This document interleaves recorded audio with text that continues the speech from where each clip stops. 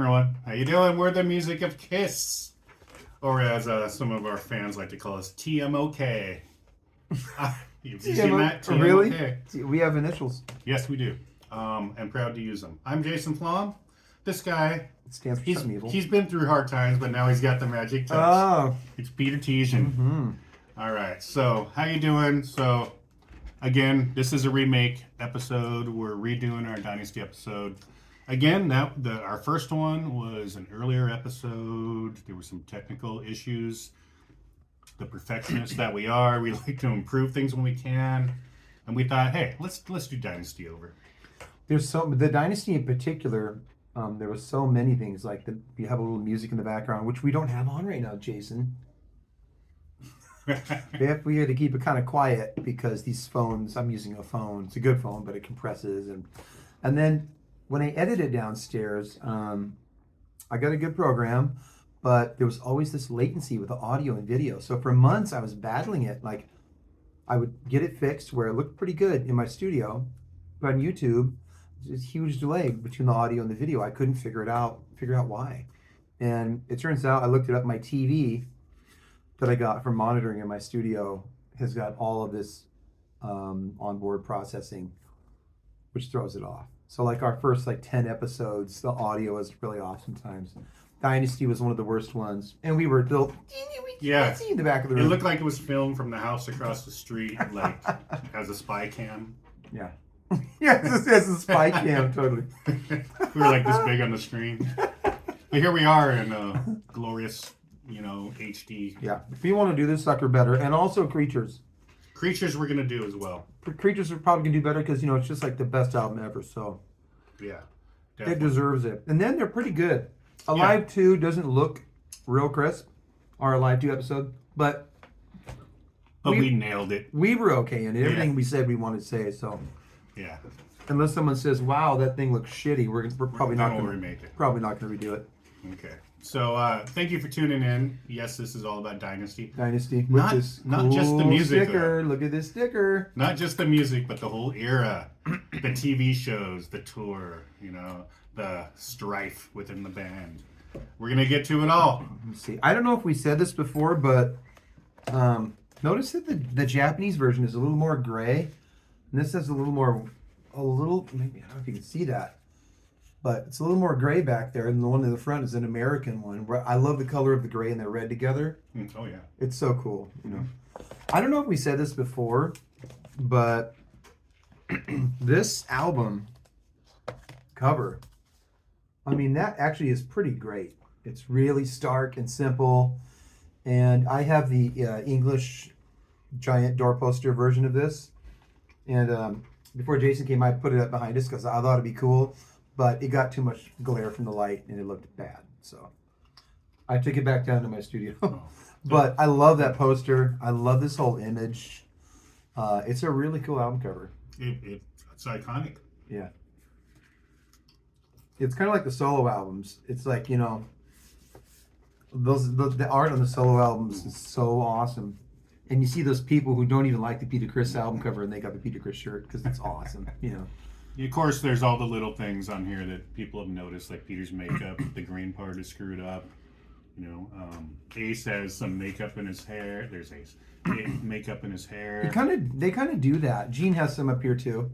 They kind of do it to kind of just look cool. Was Peter's hair really this graying? No, he was totally graying by then. Yeah. Yeah, he was graying, but didn't he kind of help it along sometimes and make it put makeup in it? I thought he did. He might have. You know that Peter. He looks like he's got like a fishing lure for an earring right there. Hey. He's going fishing after this photo. Yes, he is. Very much so. Paul has his bangs looking good. Mm-hmm. I guess Paul's portion with his bangs and all that is like just a crazy edit and airbrush. A lot of editing and airbrushing and stuff going on. And this was the first time we ever seen Ace with the blue eyeshadow, right? Is that the first one with the blue? I believe so. Yeah, It looks very cool. Adds to the color, and of course it makes sense because after the solo albums, they each had a color. Mm-hmm. So why not go for it? And then the back is very, at the time for '79, I think very modern and very stark, very sleek looking. Straight and to the point, really. Yeah. Yeah. Really cool. Since we're talking about the cover. This always has like a children's television workshop. Sesame Oh, what's Street. this, Peter? What? This isn't the same. That's cool, huh? Yeah. That's You can Japanese. see right through it. That's Japanese. Yeah. Okay. But to me, does that not have like a kind of like almost children's television workshop Sesame Street vibe going on? Like, you know? I like it. I dig it. Yeah. I mean, as a kid, I'm like, Note the colors. I Blue, wish- red, green, purple. almost wish they hadn't just done the same thing on both sides. Mm-hmm. And I remember in our last episode, I said something like they got lazy and put this simple thing in here. But of course, they didn't get lazy. They put a huge poster. Oh, and a cool order blank. Do I have the poster in here? I don't think I do. I think it's up on my wall. Would you happen to have the order blank? I don't have the order blank order for blank Dynasty. for Dynasty was awesome. All the copies I've had over the years, I've never had the Dynasty order form. You know the one I'm talking about, right? It's almost like a little leaflet Yep. page through. Yep. Very cool. Yeah, I've never had it. So, and when you look at the American, of course, that is the poster. And that was them in these white old straitjackets they got from some mental hospital across the street or something like that, right? Mm-hmm. And then they kind of didn't like it. They blacked it out, and it looks way cool blacked Plus, out. I think Ted Nugent had just released an album where he has a straitjacket. What is that album? Is it State of Shock or something like that? Okay, yeah. So they didn't want to copy Ted Nugent, right? Yeah. But the black on the poster, I have the poster up there. Looks killer. Looks so killer. That's one of my favorite posters. Absolutely. And of course, that became bookends with the masked poster the next year, same size and everything. Yep. So really, they didn't get lazy at all with this simple back and with this image repeated on both sides because they did up that huge poster. That's pretty killer. Yeah, yeah. So, and then I have this version here with the awesome sticker and with the shrink on it still. Right on. And the Victor, did you open up the Victor version? Not all the way. It has, I think it has some goodies in here, doesn't it? Yeah, so it has this in the form of kind of a, Oh, how cool is that? How cool is that? Look at that. in the form of kind of a little booklet. Japanese. And you're going to read me to sleep later with this Japanese. Oh, this look is at cool. that. That's very cool. Yeah, that is very cool. That's worthy of, if you're a kid, this is worthy of wallage right there. Whoa, Wallage. Putting it up on your wall, that's pretty killer. Recorded at Electric Ladylands and Record Plant Studios. Mm-hmm. Two of Kiss's favorite places to record. Yep. And we have some 45s and we have DVDs. Look at that. This is the Japanese I was made for loving you with hard times. On the B side, I actually have two of those. And then this actually is just a reissue of the Sure Know Something. But that whole box set, I never did get that 7-inch box set, but I got a bunch of it here and there. People were parting out. And by the way, both these 45s, Back is very cool. the B side is better. Just my opinion. Pretty cool. There's the, and then I have I think this is a German. Is this Bellafon? Yep, Bellafon. This is the Bellafon version of I Was Made for Loving You. You gotta like the Destroyer picture on the cover. Looks like that. Yeah, in our last episode, that was funny when they used what was that for? Rock and Roll All Night, and then they have like a Destroyer picture on the front. But they mix it up. They just grab a cool pick and throw something together. The 7 inches, I do love a lot of the 7-inch graphics because it is fun and just kind of mixed up like that. Cool. We got the red with the little purple outline there. Yeah, I love the 7 inches art because it's just kind of all mixed up. So that's German. Okay. And that's that for that. CDs, remaster, as usual. For the record, Peter and I still love CDs. Oh, God, yes, I love CDs. You can put vinyl, you can capture that with the waveform on CD. Yeah. Play right back. You can't really capture a CD on vinyl. No, you can't. And then this is the original. And they don't really sound that much different. This is a really cool thing I have. Somebody made up a really cool cover for. It's the tour rehearsals. 2-disc set. Lakeland, Florida, June 11th, 1979. And they're going through everything. So what do they have on here? Eventually they dropped a couple things, right? I mean, during the tour, they dropped Radioactive Yep. and Tossin' and Turnin'. Yeah, so Tossin and Turnin', they were rehearsing that. And is that it? Just Radioactive was track 2. Have you watched them performing Tossing and Turning? I think it's from Largo, that Pro Shot show. It's funny. It's funny. Yeah, I like it. That. Yeah, it's funny. Yeah. I do love it though. That was a very early show in the tour. Speaking of that, I bet you have it right here, don't you? Mm-hmm. Largo is Largo. Go ahead. Largo here, and if you look online, if you download these files, if you're a downloader, or of course you can go on eBay and find somebody selling it. Return of Kiss, or the end of Kiss as we knew it, whichever way you want to look at it. Mm-hmm. But Capitol Theater. But if you go online, you can find these cool like Kiss Vision, and there's some other people who made some pretty high quality covers you can download, cut out, and stick in there too. I got a whole bunch. I got dozens back there. I love them. This one, Charisma. This is also Largo. Yeah, it's another version of Largo with some bonus stuff at the end. And then this is, you got to have this. This is the coolest. Oh. This is Media Collection. We're going to talk a lot about this actually. It's got all sorts of stuff. It's got, you know, Tomorrow show. We're going to talk about that. Yeah. So, very cool. This is the Kiss Vision cover. And it's out there. You can find it and download it. Let me take a look at this really quick. So, Kiss, there's a lot that wasn't on here that Kiss did. Mm-hmm. But this has a lot of good stuff. It has a bunch. Yeah. Yeah, it's not everything. Yeah. But Kiss were very media friendly in 1979. yeah.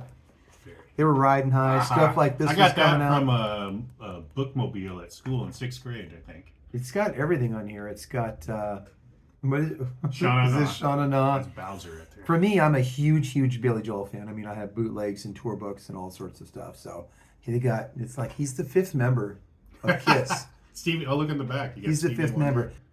This was the era for Stevie Nicks. Why is Billy Joel dressed like he's an accountant or something? Dude, he's got the skinny tie. This is like Glass House. Oh, this is right before Glass House's era. His tie was like in his song. His tie was a little wide still. Ooh. By Glass Houses, He's got that New York state of mind going on. He had the skinny tie by 80. But also Stevie Nicks, in case I didn't mention it, she's right here. You forgot to mention that.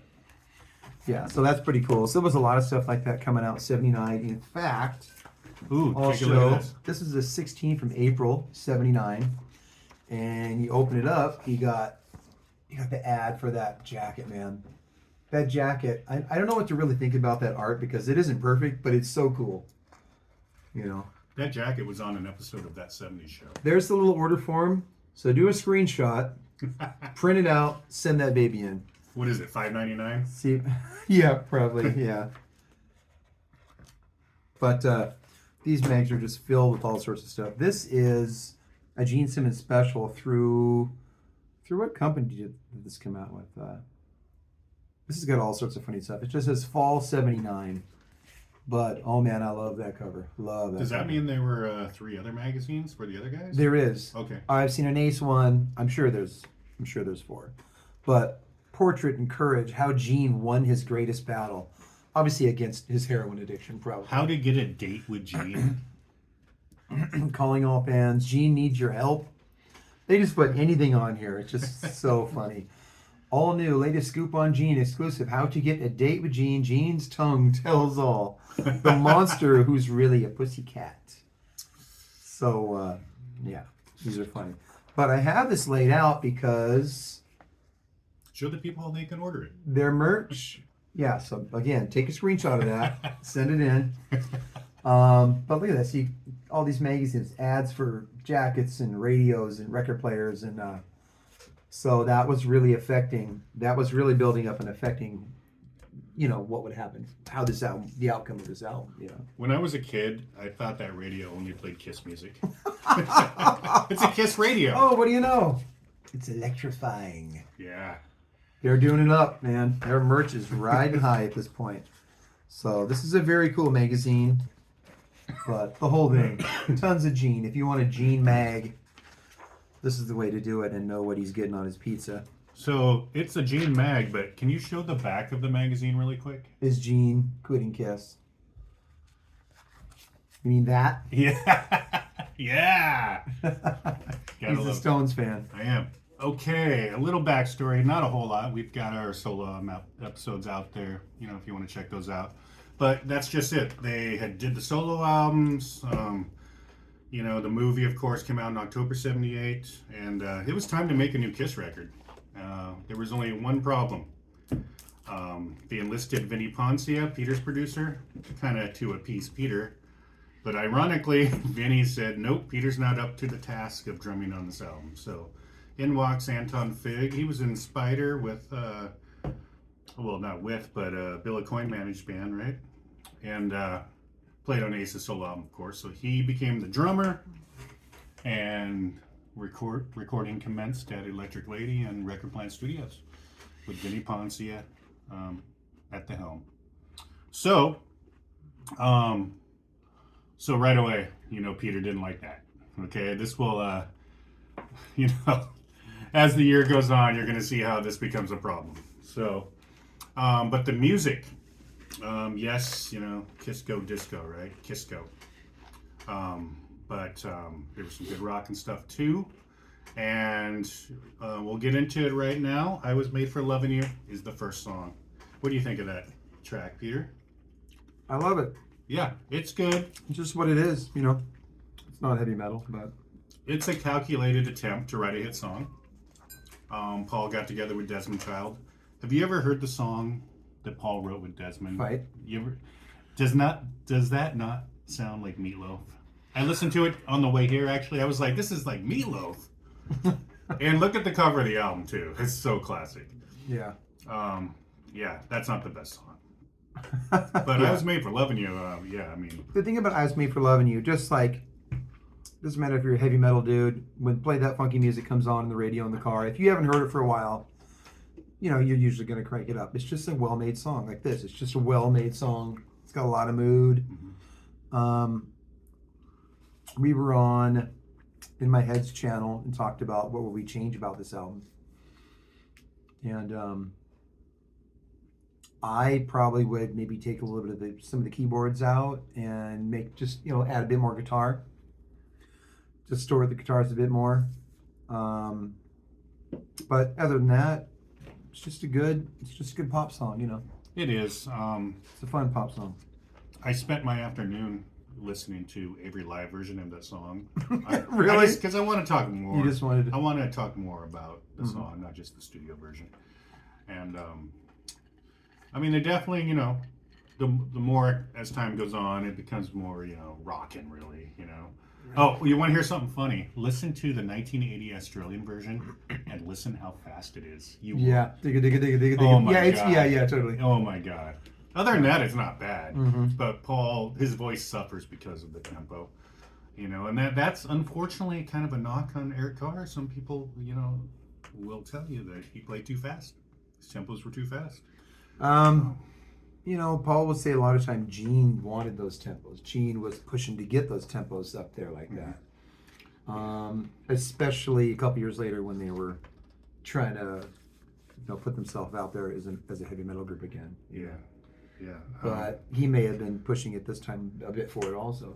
Yeah, but so listen to the 1980 version Australian of that, and then listen to like the Rock the Nation tour, or even like a recent version, night and day. Mm-hmm.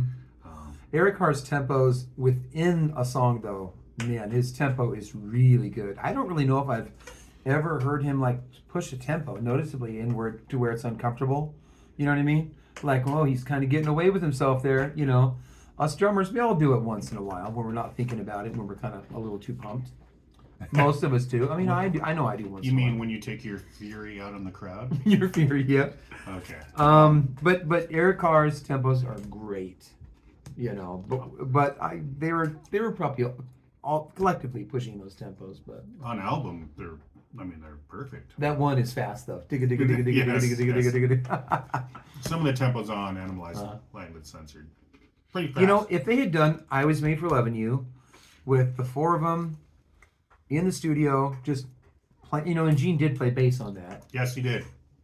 That's been confirmed by both Paul and Vini Poncia. But did he do it live when the drum track was being taken? Was it like Hotter Than Hell? I don't think so. This album was intended right off the bat to be sculpted. And when you got a guy like Poncia, that's what he does. He sculpts great pop stuff, you know. And that unity that we get from like the first few Kiss records and Rock and Roll Over and whatever, you know, all that stuff. You're not going to get that on this album. You're going to get a different thing on this album that I think is great. Really great sculpted tunes. Clear. Sometimes maybe too clear to satisfy the people that just want to rock, you know. So that's probably what's wrong with this album for the serious rockers, you know. Yeah. But it's a great pop album, and I think that song, if they had just gotten together in a room and played it and rocked it, you know, it would have had a little different vibe. But yeah. A lot of people will tell you their favorite version of it is from Alive 3. Oh, yeah. And it is a good version. Very good version. So, yeah, I Was Made for Loving You, their biggest worldwide hit. Yeah. Hit for a reason, obviously, though. Yeah, I mean, it was huge in other countries. Still, it was big in America, made it to number 11, just couldn't crack that top 10.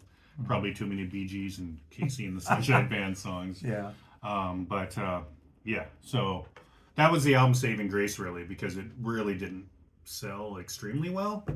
Not what they were expecting, anyway. Yeah. And it kind of led to the tour not doing as well. We'll get into that when we get into I mean, it must have sold pretty well. You see 1 million of them in the record stores. You used to see, you'd see a couple of every album. You'd see 5 of these. And of course, you have to look to see if the posters in there. Yeah, I gotta. And that order blank. You gotta get that order blank. I need that sucker. Yeah.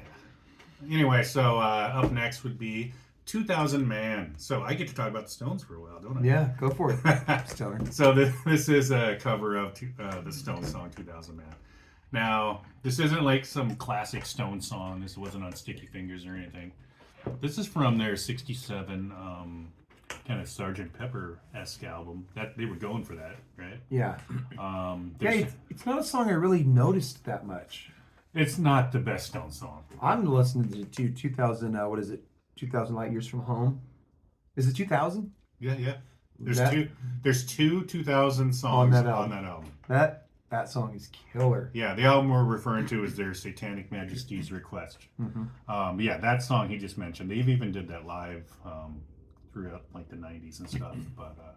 But 2000 Man, no, that hasn't been touched since back then. It's not the best Stones song. The way they probably could have tried a little harder on it. Yeah, it's like 2.5 minutes. It's not basically bad, one verse, and the rest of the song is a chorus. There's no guitar solo. Ace came up with that solo. It's just not the best Stones song. So they're thinking that the Stones were thinking of it as a little transitional, a little experimental, just a little thing they did. Yeah, throw it on there because this album has anything on it, you know. But that's one of my favorite Stone albums, and you know, I kind of like the '60s stuff up until late '60s. I still kind of secretly favor the, you know, Mother's Little Helper and Ruby Tuesday and stuff like that. I love the psychedelics. Do you like Between the Buttons? Yeah. Yeah, that's a good pop album. Yeah. But this was after Between the Buttons and before their, what you would consider their classic period with Beggar's Banquet, Let It Bleed. It was the album right before. Right before Beggar's Banquet and Let It Bleed. Yeah. It was the album right 67. before. It came out, I want to say it came out December 67. So it was a complete reaction to Sgt. Pepper, you know, even down to the cover, you know. So, but before we turn this into a Stones podcast, which I will do if you want Through the Past Darkly. See, that was my first Stones album. Okay. That's why Is that the one with the weird shape? Yeah, it's cut off in the corners. I got that from my mom. It was her copy. So that's why I have an affinity for that. That was my first introduction. You know? There's good stuff on there. Yeah. Honky Tonk Woman's on there. Anyway, so talking about the Stones, you just got sidetracked. Might as well. I mean, if there was no Stones, there'd be no Kiss. So true. Yeah. So this is what I think happened, because it's not the best Stones song. Ace was probably stoned at his he's apartment somewhere, playing along with and it. he's like, "Hey, this song's about space. Yeah. What can I do to this song?" And he did come up with a great. He's literally going through his favorite albums, like, "What is a space-related theme?" So I don't have to write another song. Yeah. So, he did come up with a good arrangement. I guess he came with it all pretty much done, and Kiss were like, "Great, cool." And when I was a kid, I think I said this last episode, but I used to look on here and see 2000 Man, Jagger Richards, and I used to think, that's so cool they wrote a song for Kiss. Yeah. You know, I was 8. I didn't know about, the deep Stones albums yet. Yeah. They flipped him a tune. Yeah, that's so nice of them. Yeah. But anyway, yeah, it's Ace did a great job arranging it. And he did arrange it because if you listen to the Stones song, again, there's no guitar solo. It's basically a verse, chorus out. Yeah, I guess it's acoustic. It's very psychedelic. Yeah. I guess he had a demo, actually. It sounded like Ace actually had a demo. Yeah. Of what he wanted to do. And Paul and Gene were like, yeah, that sounds great. They couldn't deny it. So. Yeah. And it's cool that it turned out to be track 2 off an album. Yeah. That's interesting for Ace. Ace got a track 2. How about that? That's he got a track 3 on the next album. That's cool too. But yeah, I love 2000 Man. Yeah. It's one of those songs that I can't believe isn't like a staple Ace song. Like, I don't even think he's doing it live anymore or anything. It's like, oh, these days? Yeah, why not pull that out? Man, people want to hear that. He pulled that baby out at the Unplugged. Oh yeah. Yeah. So if you see Ace live these days, he's doing like Detroit Rock City and things like that. Why? Do 2000 Man. Yeah. If you're gonna do a Kiss song, do one of yours. Yeah. So I remember he used to introduce it as my good friends the Rolling Stones wrote this song. Are they really good friends? I mean, yeah, he's probably somehow met them. If he did, I think it was probably during that whole like late 70s like Studio 54 time, Hanging out. Yeah. Oh, wait, really quick, something about Studio 54. So I Was Made for Loving You, the previous song we spoke of. Paul wrote based on Studio 54 and his experience there and the music he was hearing, 126 beats per minute, 4 on the floor. So it crossed my mind when I heard Paul talking about that on his audiobook. Was Paul not the straightest person ever to enter Studio 54? Well, he would drink. He liked wine, that's for sure. Yeah, but there's people there doing cocaine off toilet seats and stuff. Well, who's to say he didn't? And then there's Paul, ooh, got my wine. Who's to... You know what I mean? Yeah, he was an elegant man, for sure. Elegant man. Who's to say Paul didn't... Paul was an elegant man. Maybe Paul tried a bit of this and that, but Paul doesn't brag about it. Paul doesn't talk about it. I just can't picture that. He says he went there to dance all night. Yeah, dude, he drank alcohol. That's about all you have to do to get loose with people. I don't think he got overboard with it, though. Maybe not. Yeah, but he loosened up a little bit.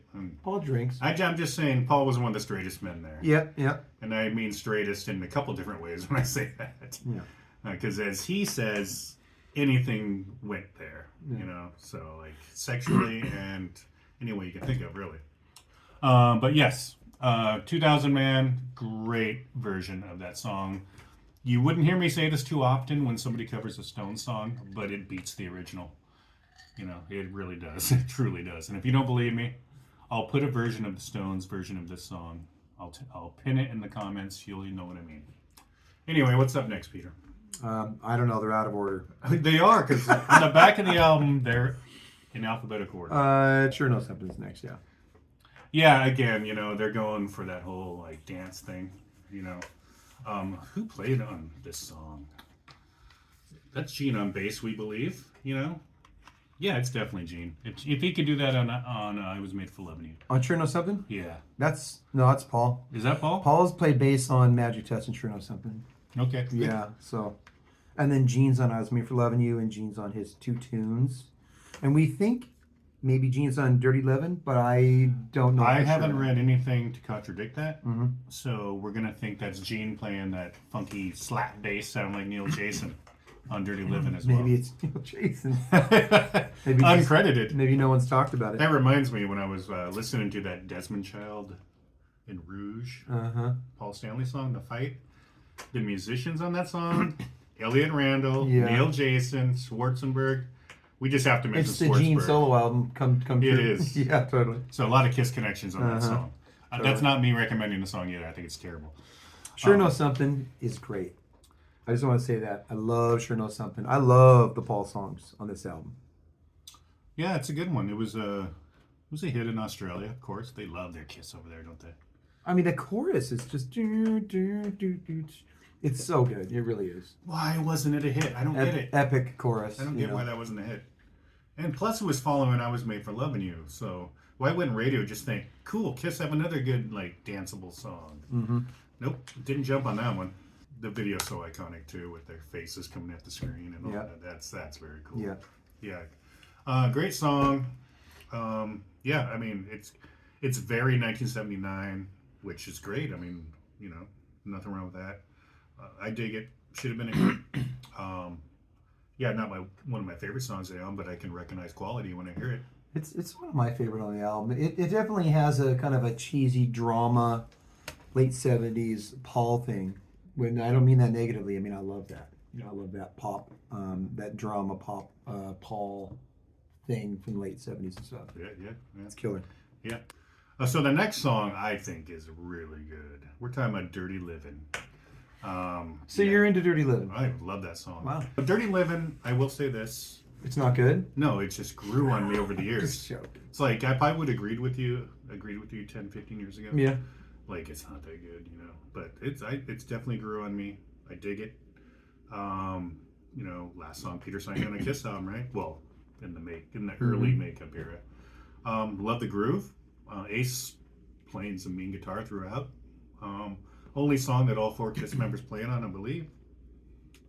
Yeah, I dig it. I kind of like I would say, I don't really like to divide the songs too much and get nitpicky, but I do like the verses, I think, a bit more than the chorus. I think the verses are cool movement, all those cool drug references and whatnot, and Kiss references. So, Peter references 3 Kiss songs in this song. He says, Out on the Streets for a Living. Black Diamond, of course. Mainline out of China. Which is a drug reference. Yeah. Show. And I Gotta Get Away, which is from Getaway. So, yeah, there you go. I assume that was intentional. To get some mainline going on from China, he's got to get away. Yeah. So yeah, we get it, Peter. So that was Peter's kind of send off. But yeah, I dig Dirty Livin'. I really do. I think it's a good album track too. You know, it's not really a standout one for me, but it is a good album track. I definitely don't skip it. You know. Yeah. Ooh, but I know you don't skip the next one. Charisma was always my favorite song on the album, and the Paul songs have really grown on me. I never disliked the Paul songs, but I was always waiting to get to Charisma. Loved it. Love Charisma. I love those couple of Gene songs. I love the drum intro. Very seductive. Yeah. Yeah, very good Gene song. Yeah. Again, we did Grant's show talking about this, and my biggest complaint about the album would be lack of Gene. 2 Gene songs, really? That's all we get? Yeah. First of all, there's only 9 songs. So yeah. What's that about? And only 2 are Gene songs, and he plays bass on 4, possibly 5. So there's a lack of Gene here. He was going out with Cher, just going out with her, and his mind was elsewhere.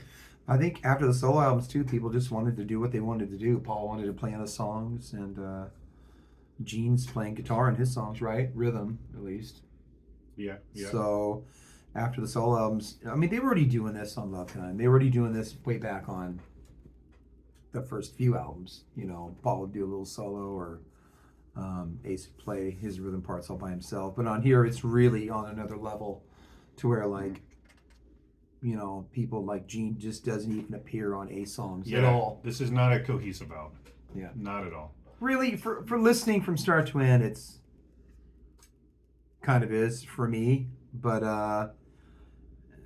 He wants you to believe that. The way it's I feel like it's an album that sounds like it belongs to No, it sounds that way. Yeah. But when facts come out, you realize, they weren't exactly all playing together. Yeah, totally. Yeah, technically, who was in the room? So. Yeah. Charisma's amazing. We love it. It's a sexy Gene. This is not a Demon song, really. It's more of a sexy Gene song.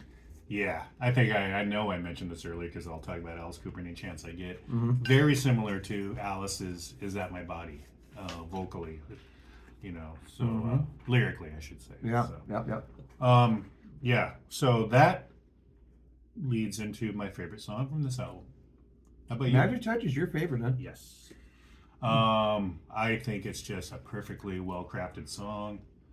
I love the riffing going on. Basically, it's all Paul, right?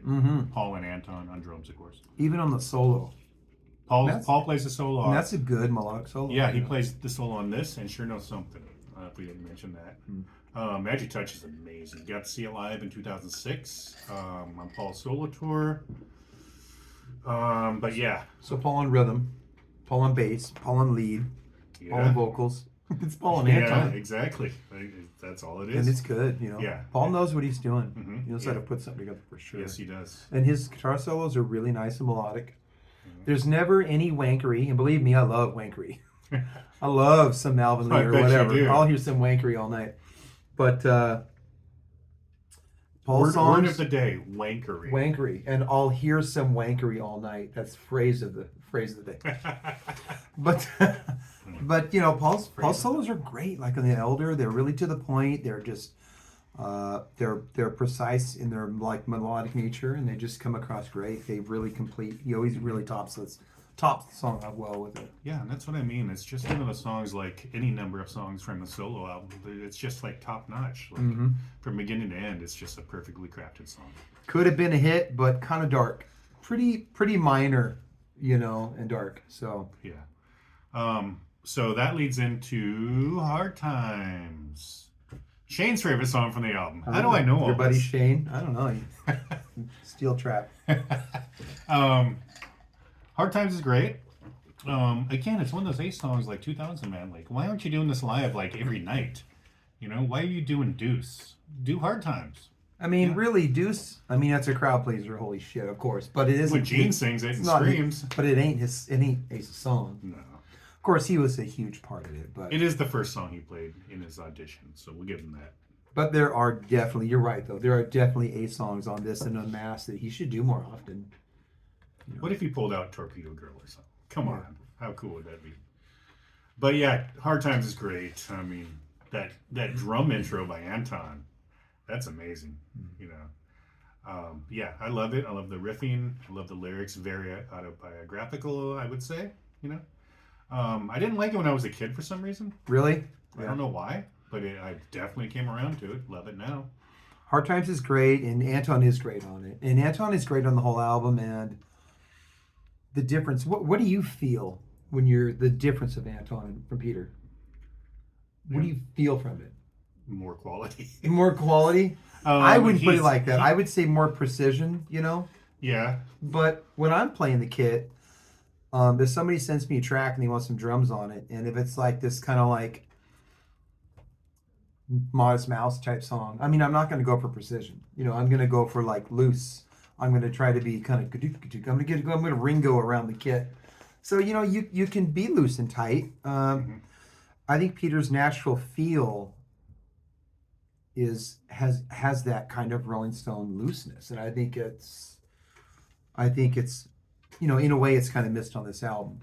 Although I'm an Anton fan, absolutely. Yeah, well, let me clarify what I meant. When I said quality, I meant I knew, or at least in hindsight, I know Peter wouldn't be up to those standards at that time.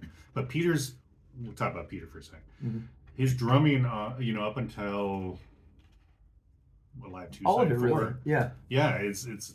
I think that's the best drumming on Kiss albums. That's not to take anything away from but for fitting the band. Oh, Peter was amazing early. That's why people love it. Just like Ace, Peter was amazing early on. I mean, but there's something timeless about Dress to Kill or Love Gun or whatever it is. Just the way they all sound together, and it's a thing. You know what I mean? Like you replace one of those factors, and it's all different. Yeah. And Vini Poncia obviously wanted a drummer where you could say, give me 16s on the hi-hat. Like let's hear this. Like, you know what I mean? Yeah, and Anton, let's hear some dotted eights as your drum fill when you're coming in on your 8-inch tom up here or whatever. And Anton could do all that, and do it with a lot of precision, which is good for this era. Anton, they spoke the same language, really. Yeah. Yeah, he was a professional. Yeah. And he was getting paid like one, I bet. Yeah. Yeah, Hard Times is great. I think it's the best showcase for Anton's drums on the album. Ace and Anton had this like connection at this point. X-Ray Eyes. Isn't Anton on the new Ace album coming out? I think Anton's on the new album. I think I read that.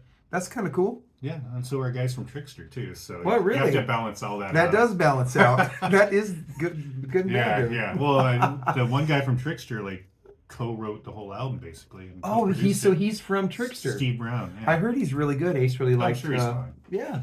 You know. I mean, I'm not a huge Trickster fan myself. No. Not that they were subpar or anything like that. They did what they did. It just wasn't Hello 8s at the moment when I wanted Hello 8s. You know what I mean? Yeah, the new Ace comes out in February. Yeah. 10,000 Volts, it's called. That's cool. Are we going to review that when it comes out? We'll talk about it. I don't know. I tend to not to want to review albums that have a lot of pitch correction all over the place. You know what I mean?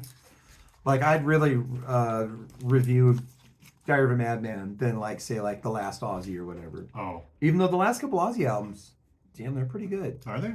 Oh, hell yeah. I especially like the second to last one. Can't remember the name of anything right now because I don't care that much. But I did buy that CD. It's really good. A lot of pitch correction, huh? Yeah, everything's pitch corrected, but it's pitch corrected very, very well. Like, it's listenable. It's not ever annoying. Mm-hmm. It doesn't sound like somebody hit a keyboard note and just, you know. But I bet there's going to be quite a bit of pitch correction on the new Ace album. There just is. On all the old guys, their albums, they go, well, just let these new guys record the album, and I don't know. We'll give him a pass. Yeah, he's old. Yeah, he's old. He's old. Fix it in the mix. X-Ray Eyes is next. Wait, we should do this. What's that? What's that? X-Ray Eyes. Oh. Gene's second contribution to the album. Good song. Great song. And I love it. Great song. I think our friend Brandon really likes this song. Just the title alone. I mean, is that the X-Ray most Eyes. bitchin' subject matter so far? That's pretty well. Magic Touch is pretty awesome, but X-Ray Eyes is a song title. That's badass. Mm-hmm. Yeah, definitely. Yeah, I love it. You know, some people probably call this filler. I say nope, not at all. No way. 4 thumbs up. There, that's our thumbnail, by the way. Get it? It's our thumbnail. Our thumbs nail. Thumbnail. Our thumbs nails. Yeah, X-Ray Eyes is great. Gene came up with the goods. Well, what can we say? Is it like my favorite song on the album? No, but it's certainly amazing. Oh, you know, we didn't mention that Charisma is supposedly kind of a reworking of Simple Type. Oh yeah, the Wicked Lester song. Simple Type, an earlier song, which they actually played in early Kiss shows, although it kind of evolved a bit. It's very loosely based on. Yeah, Simple Type. that's what I would say. Very loosely based And on. it's really just the intro, right? Yeah. Yeah. But I thought I'd mention that because that always gets mentioned in books and stuff. So Yeah, definitely worth mentioning. X-Ray Eyes. I mean, it's one of those songs. There's really not much more you can say about it. It's just a good song. It's got more sound effects in it. It does. If it's got sound effects, you know it's good music. It's a headphone song, people. Yeah, it's a headphone. Yeah. Is that a laser in my left ear? Or I guess earbuds these days. Yeah, totally. Yeah, earbuds. But yeah, again, 4 thumbs up. Yeah. And Save Your Love. Save Your Love. It's another great song. Oh, I love it. Ironically, the song that I skip the most, like I said earlier, I don't skip it, but might be Dirty Livin', which is one of your faves on here. But other than that, I don't really skip anything on here. Supposedly, it's the disco That's because album. you're a Peter hater, though. Yeah, I'm a nerd. No, I love Peter, but We I do. really don't skip anything. It turned out to be all these years a pretty classic quality Kiss albums from start to end. It's a short album too. Why would you skip something? Yeah, because it's great. It's great writing. All the songs, they're great songs. You know, Quality. You know, they knew coming out of the solo albums they had to come up with a quality album, and that's why I think they chose Vini. Vini had a knack for producing and writing hit songs. Mm-hmm. Probably more so than any other producer of the solo albums, right? So remind me, what did he write? Didn't he write a couple big hits? So, what's that Leo Sayer song? Something about dancing.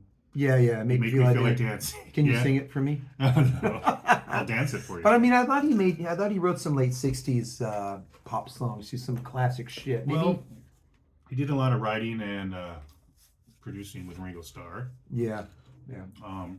Look up Vini Poncia on Wikipedia. He's got quite the background before Kiss. Yeah. And after Kiss. He was in groups originally. He Yeah. wasn't just a producer right out of the chute. He was. Yeah, he came from the whole New York City, like Tin Pan Alley era, you know, so he's been around. Yeah. Kiss definitely trusted him. I mean, when Vinny said Peter's not up to playing on this album, they listened, you know, they didn't argue. You know, the producer calls the shots, you know. and they weren't going to rock the boat.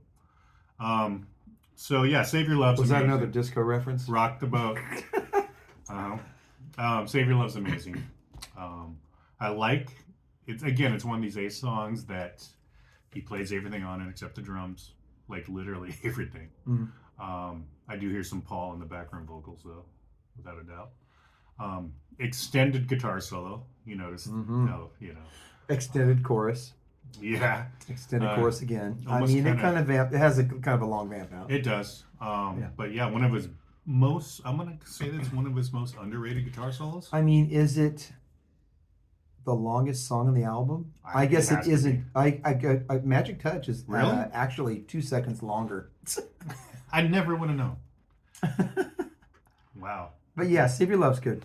Yeah. Okay. Yeah.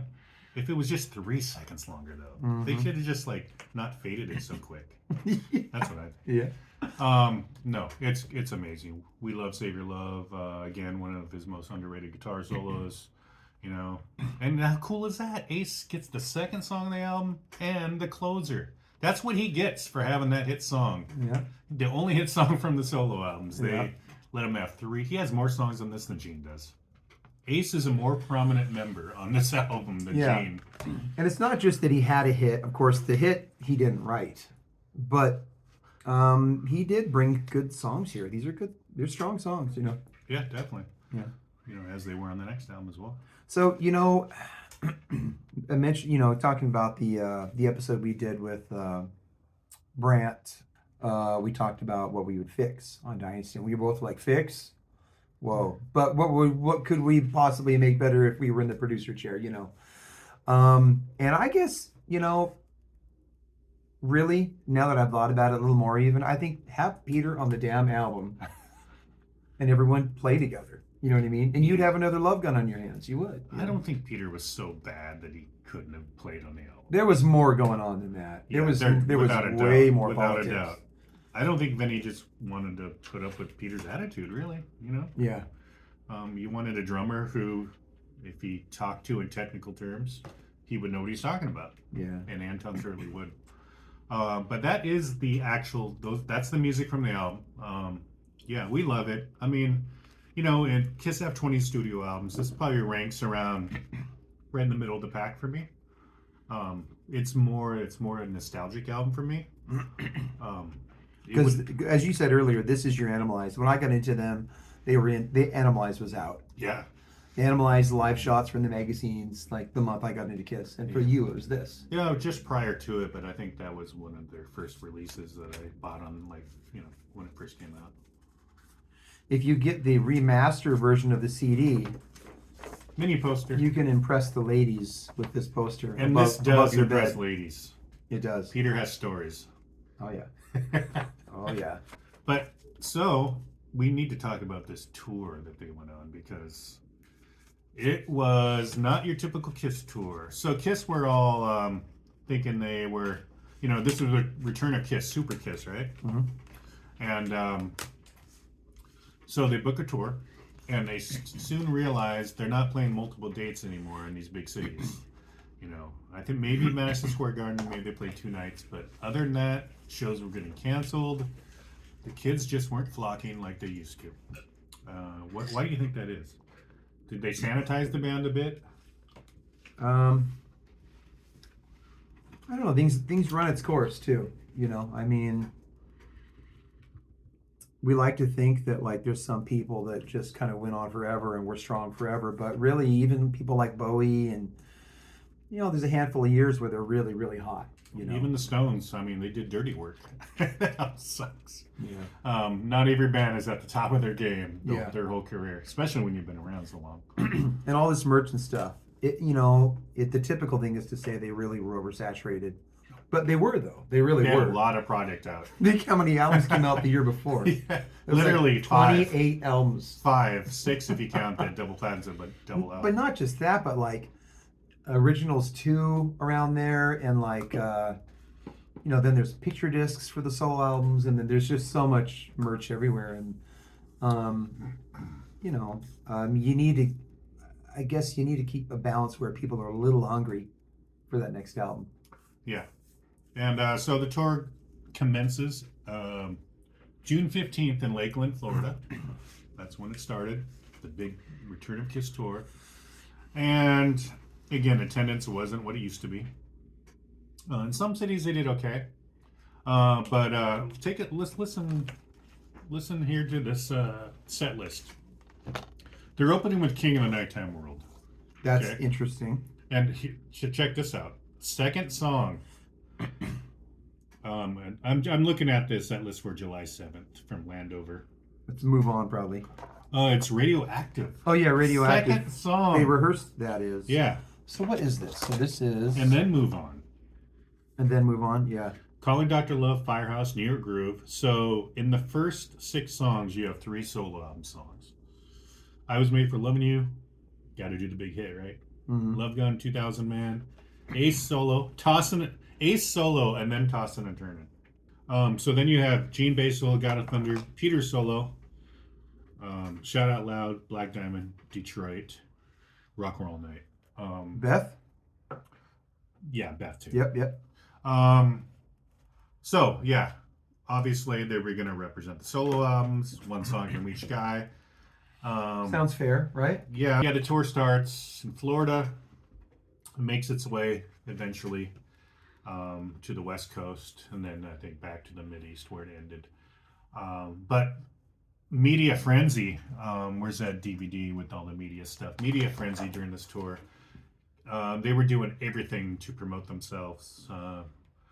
I think I want to say, I'm trying to think of it in chronological order. I think the first show they were on was Kids World. That's a little 3-minute segment. It's on YouTube. Mm-hmm. It's also on here. They did Hot Hero Sandwich. Yeah. They did 3, 2, 1 Contact, which was more about the stage getting built. That's like it's a pretty long thing with pretty much just the stage, the setup, and stagehands and interviews and stuff. It's cool. It's very cool, but when you're a kid watching it, you want to show see Kiss. Yeah. Yeah, like let's see Kiss. Yeah. Bitches. Dinah Shore, they did. Kids World. Billy Crystal interviewed them backstage at the LA Forum in November. That was very cool. Yeah. Very cool. But let's talk about the Tomorrow Show, Peter, because I have something to say about this.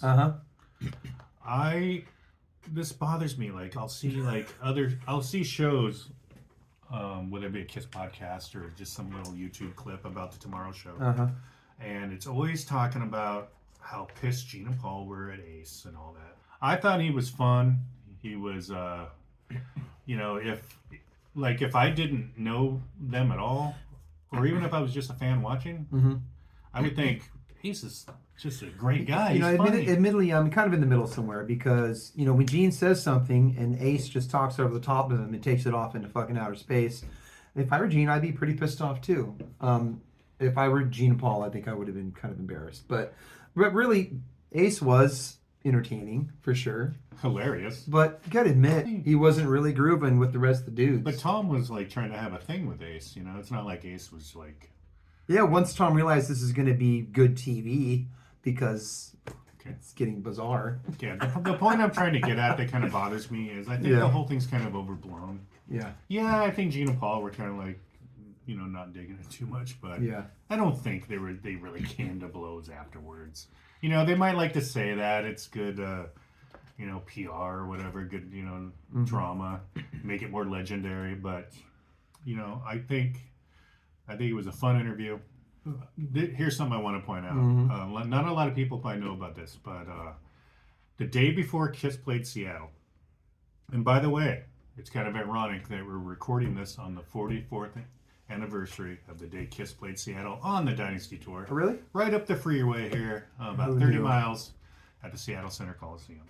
Oh. But the day before that, Gene, Paul, and Ace were on KJR radio. I'm going to put a link to this in the comments because it's on YouTube. And it was the same type of thing. But this time, Gene and Paul were cracking jokes too, and everybody was having fun. Yeah. It wasn't just Ace. They were all laughing. They're telling jokes. It's one of the probably the most fun interview I've ever, if you can call it an interview. One of the most fun radio appearances I've heard by Kiss. So radio, a little different than national TV. True. But yes, still. I remember watching the the footage too. The first time I saw like the whole thing. The whole thing's like over 30 minutes. Yeah, when I saw when I saw it the first time, I thought Gene is being uptight. He just needs to start grooving with it because he's not going to be able to stop this. And he keeps sitting there and kind of looking kind of grim. I remember feeling like, come on, Gene, loosen up. Yace is being embarrassing, but now you're embarrassing yourself now, kind of. I remember feeling that to a degree, But I see it both ways because Ace was getting kind of bizarre. Yeah, I read somewhere or heard somebody say like Paul was kind of acting like a dick, or no. Paul was kind of in the middle. Paul was trying to not. Paul, there was certain things Ace said Paul would crack up about. Yeah.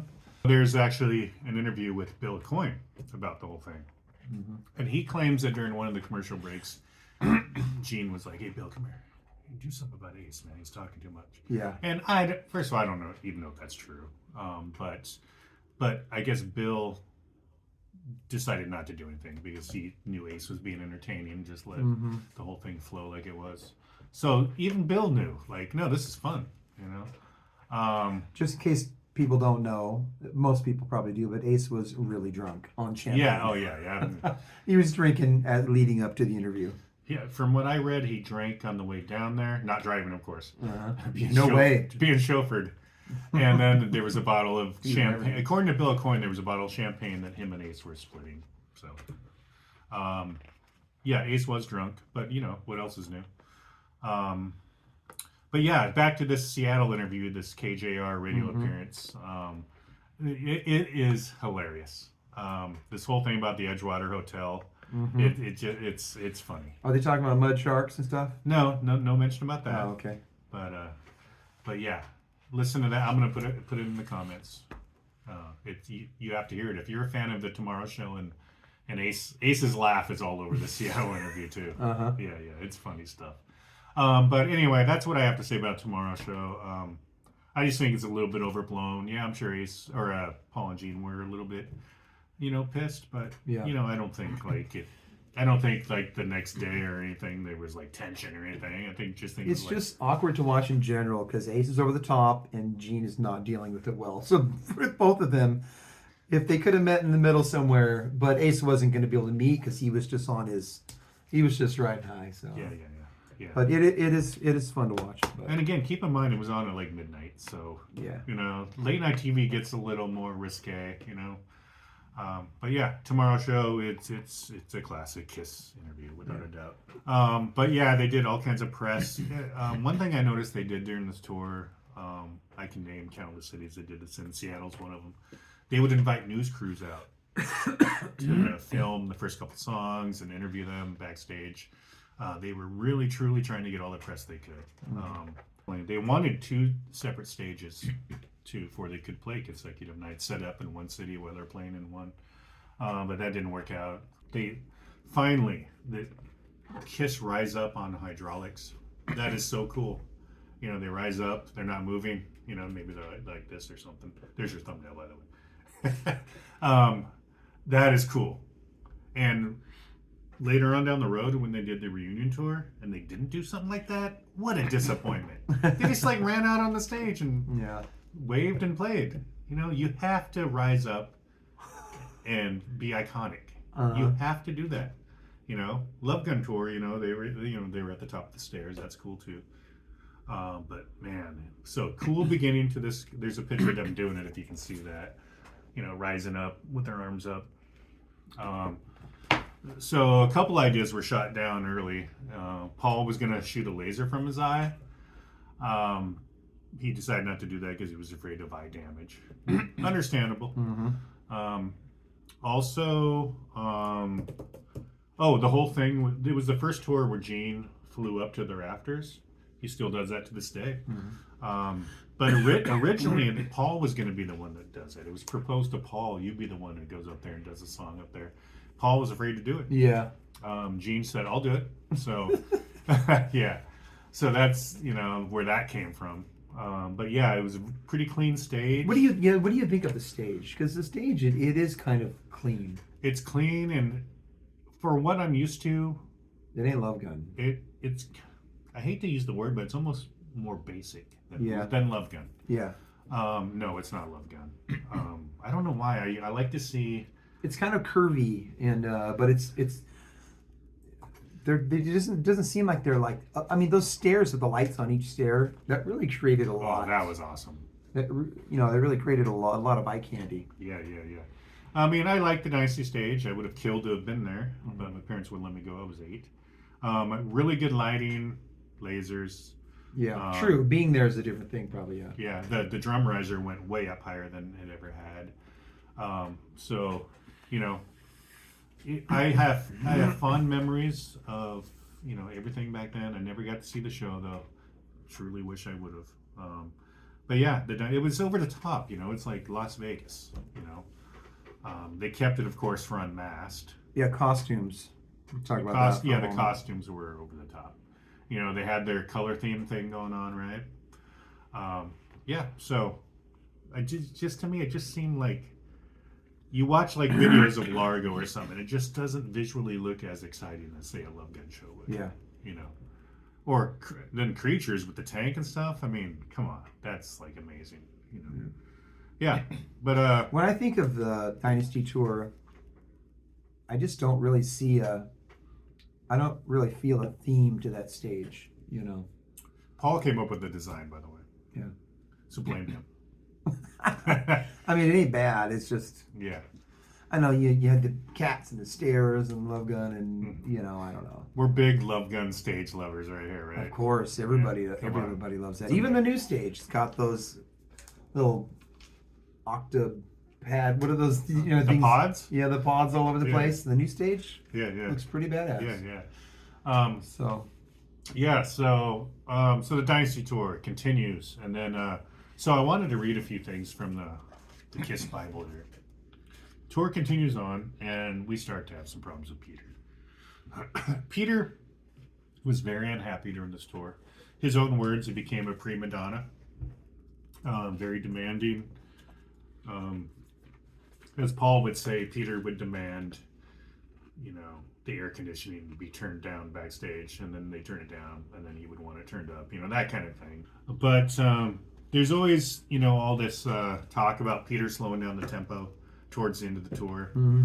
I personally thought it was the last show, but no. This was, I'm going to nail down the date right now for you people. December 8th, 1979, from Shreveport, Louisiana. Sold out show, by the way. The show was cut short when Peter purposely dragged the tempo to a standstill at the end of his drum solo in God of Thunder. Kiss returned to the stage to play Shout It Out Loud on Black Diamond, but there was no encores at all. So you've heard Paul talk about this in his book. Merry Christmas. Yeah, Paul talks about this in his book. This was the final straw right here. And according to Paul, Gene, Ace, and Paul, and he said no matter what Ace says, he did totally vote Peter out of the band. Mm-hmm. They voted after the show to kick Peter out of the band officially. And in fact, they wanted to cancel the last 4 dates of the tour. But Bill Coyne managed to... of course, don't do that. Yeah, I mean, only 4 shows left. Come on, man. Yeah, there's also... So that was December 8th. The very next show, December 10th in Jackson, Mississippi.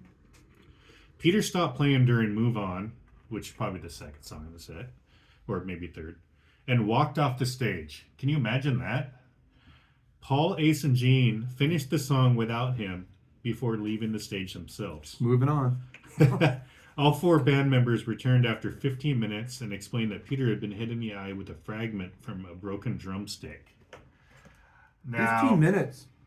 That's a long time with a bunch of seats sitting there that could be ripped up.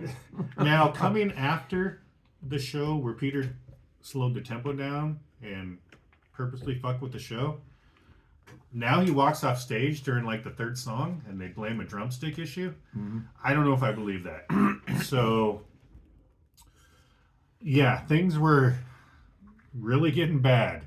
Maybe Peter had got wind that they were going to kick him out of the band. Yeah, stuff was just bad. I hear he was throwing drumsticks at people. And yeah, it got really bad. It got really bad. So that was December 10th, and then there were 3 more shows, and the tour was over.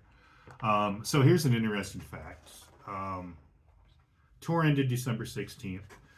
Peter got married like 4 or 5 days later. And there's pictures, I've seen them, of Kiss. You know, they're at his wedding. They married Deborah Jensen.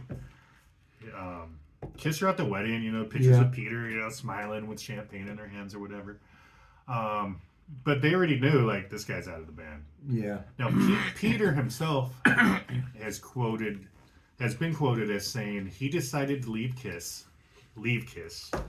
on his honeymoon. So, depending on who you believe, was he kicked out? Did he decide to leave? I think he was already in effect. I think it was kind of mutual. Yeah. I believe they wanted him out, and he wanted to leave as well. But he did eventually want back in the spring because he took the drum lessons and everything and came back. But no, they moved on from people. Well, the rest is history. Come on. Yeah. If you ask me, having him drum on this album probably would have changed history. You know what I mean? I mean, let the guy play on his own album, and then you're probably going to have a happy camper, you know. I'm sure that was the beginning of the end. Yeah. I always think of it, let him play on this album, maybe played on the next album. Maybe they just didn't even tour as much. I'm always thinking in my mind this way they could have worked it out longer to get more of that Love Gun vibe, that thing they all had together. But really, maybe we're lucky they did it as long as they did. Peter, we're trying to rewrite history and keep you in the band. That's what we're trying to do. Maybe we're lucky that we got everything through alive too. I mean, really, I should look at it that way, you know. But yeah, up until side 4 of Live 2, Peter was gold, and he was But anyway, so that is our Dynasty episode. So yeah, subscribe if you haven't. Of course, you've watched this far, so what are you waiting for? You know, and we'll be back next time, right? Yep. With another tantalizing episode for you. Titillating. Yeah. To quote Kiss. I have a pie right here. All right. Thank you for watching.